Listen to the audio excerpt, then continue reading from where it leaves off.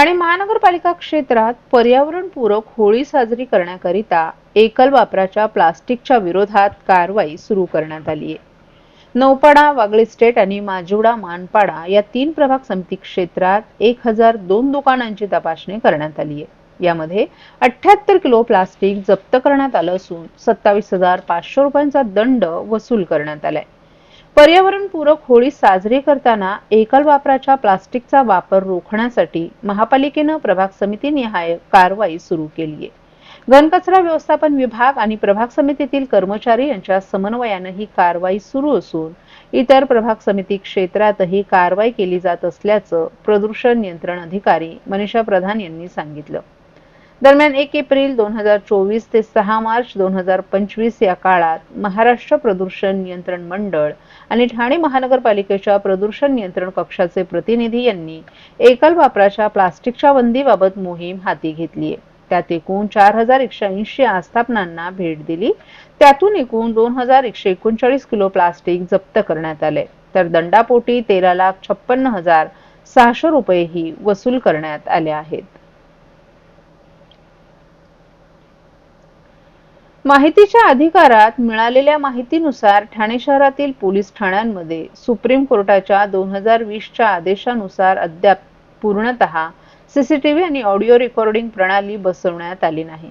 कोर्टानं स्पष्ट आदेश दिले असतानाही पोलीस विभागानं या आदेशाची अंमलबजावणी केली नसल्याचं समोर आले. ठाण्यातील 35 पोलीस ठाण्यांमध्ये केवळ 357 सीसीटीव्ही कॅमेरे बसवले आहेत. अनेक ठिकाणी प्रत्येकी फक्त 10 ते 15 कॅमेरेच कार्यरत आहेत. तर कोणत्याही पोलीस ठाण्यात ऑडिओ रेकॉर्डिंग प्रणाली बसवण्यात आली नाही. यामुळे पोलीस ठाण्यातील कामकाज आणि नागरिकांच्या तक्रारींच्या नोंदीबाबत पारदर्शकता नसल्याचं समोर आले. अनेक नागरिकांनी पोलीस अधिकाऱ्यांच्या उद्धट वर्तनाच्या तक्रारी केल्यात. सीसीटीव्ही आणि ऑडिओ रेकॉर्डिंग अभावी पोलीस ठाण्यांमध्ये होणाऱ्या गैरप्रकारांची नोंद घेतली जात नाही, ज्यामुळे दोषींवर कारवाई करणं कठीण होतंय. सामाजिक कार्यकर्त्यांनी त्वरित सुधारणा करण्याची मागणी केली आहे. अन्यथा या संदर्भात न्यायालयात जनहित याचिका दाखल करण्याचा इशाराही देण्यात आलाय. पोलीस स्टेशन मध्ये मी तुम्हाला म्हटलं ना, आता असं काही हे आकडेवारी दिलेले नाहीये. फक्त टॉयलेट आणि बाथरूम सोडून प्रत्येक जागेवर कॅमेरा, म्हणजे पोलीस स्टेशन जर मोठं असेल तर जास्त कॅमेरा लागत असेल असं त्यांनी ऑर्डर मध्ये दिलेलं आहे. आणि त्याच्यामध्ये स्पष्ट म्हटलेलं आहे की बॅकअप लाईटचं सिस्टम असलं पाहिजे.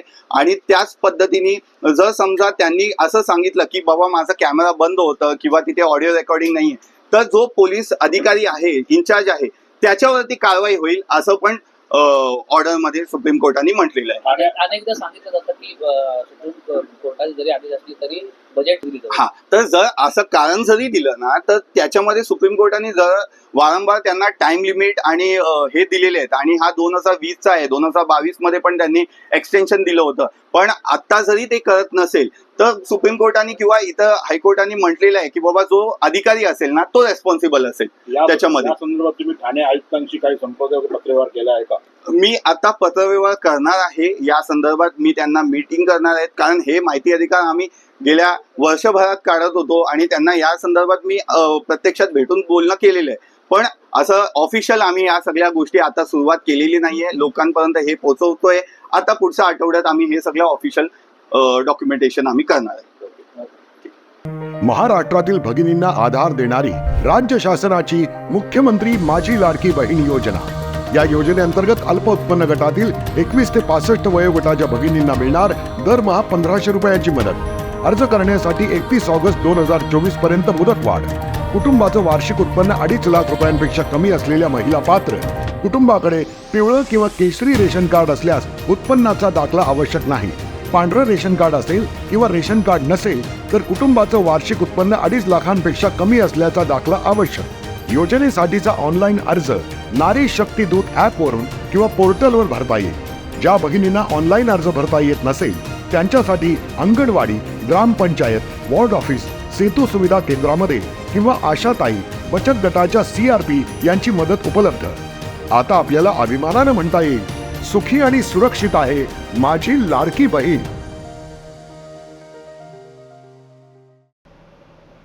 अनधिकृत बांधकामांसाठी वसुली कोण करणार, सहाय्यक आयुक्त म्हणून कोण बसणार यासाठी बोली लागली आहे का, असा सवाल उपस्थित करत राष्ट्रवादी अजित पवार गटाचे प्रवक्ते आनंद परांजपे यांनी ठाणे महापालिकेच्या कारभारावर गंभीर आरोप केले. मुंब्रा येथील काही भागात मोठ्या प्रमाणात अनधिकृत बांधकाम सुरू आहे. महापालिका आयुक्तांनी दालनातून बाहेर पडावं, तेथील बांधकामांची पाहणी करावी. महापालिकेच्या अधिकाऱ्यांमध्ये वसुलीसाठी स्पर्धा लागली असून मुख्यमंत्री देवेंद्र फडणवीस यांनी मंत्र्यांचे ओएसडी नेमताना साफसफाई केली, त्याप्रमाणे महापालिकेचे अधिकारी नेमतानाही साफसफाई करावी अशी मागणी देखील परांजपे यांनी केली आहे. तसंच ठाण्यातील वस्तुस्थिती उपमुख्यमंत्री अजित पवार यांच्यासमोर मांडणार असल्याचंही परांजपे यांनी सांगितलं. मुंब्र्यातील अनधिकृत बांधकामांच्या ठिकाणी वसुली करण्यासाठी एक टोळी गेली होती. त्यांना तेथून पळवून लावण्यात आलं. काही दिवसांपूर्वी ठाणे महापालिकेतून सेवानिवृत्त झालेल्या अधिकाऱ्यांमार्फत अनधिकृत बांधकाम करणाऱ्यांकडून वसुली केली जात होती. परंतु आता त्या जागेवर कोण वसुली करणार यावरून महापालिकेच्या काही अधिकाऱ्यांमध्ये स्पर्धा लागल्याचा आरोप परांजपे यांनी केलाय. महापालिकेचे अनेक अधिकारी अनेक वर्ष एकाच खात्यात अधिकारी राहत असून त्यांच्या बदल्या का केल्या जात नाही असा सवालही त्यांनी उपस्थित केलाय. मुंब्रा भागात अनधिकृत बांधकामं होत आहेत. महापालिका आयुक्तांनी दालनातून बाहेर पडून प्रत्यक्ष पाहणी करावी असंही त्यांनी सांगितलं. येत्या आठवड्यात या संदर्भात उपमुख्यमंत्री अजित पवार यांची भेट घेऊन त्यांना याबाबत वस्तुस्थिती सांगितली जाणार असल्याचंही त्यांनी सांगितलं. मुख्यमंत्री देवेंद्र फडणवीस यांनी मंत्र्यांचे ओएसडी नेमताना साफसफाई केली, त्याप्रमाणे महापालिकेचे अधिकारी नेमतानाही साफसफाई करा अशी मागणी देखील परांजपे यांनी केली आहे. खास करून डॉक्टर जितेंद्र आव्हाड यांनी मागच्या अधिवेशनामध्ये तिकडे त्या अधिकाऱ्याच्या वतीने त्यांनीच स्वतः म्हणजे हे विधिमंडळाच्या पटलावर आहे की जसबीर उर्फ बिलाल शेख हा त्या अधिकाऱ्याच्या वतीने वसुली करतो अशा प्रकारचं भाष्य स्वतः त्यांनी केलं होतं. आता मात्र तो त्यांच्या पक्षात गेल्यामुळे तिथे जाऊन फेसबुक लाईव्ह करण्याचं धारिष्ट्य आमदार जितेंद्र आव्हाड दाखवणार नाहीत. पण या अधिवेशनामध्ये देखील त्यांनी जसबीर उर्फ बिलाल शेख आणि ही टोळी जी तिथे खंडणी मागायला अनधिकृत बांधकामांकडनं गेली होती याच्यावर आवाज ते उठवणार का, हा माझा त्यांना प्रश्न आहे. म्हणून आजच्या या पत्रकार परिषदेमध्ये दोन महत्वाचे विषय, ठाण्यामध्ये न उचलला गेलेला कचरा आणि मुंब्र्यामध्ये अनधिकृत बांधकामावर वसुली कोणी करायची यासाठी ठाणे महानगरपालिकेमध्ये लागलेली अधिकाऱ्यांमधली स्पर्धा.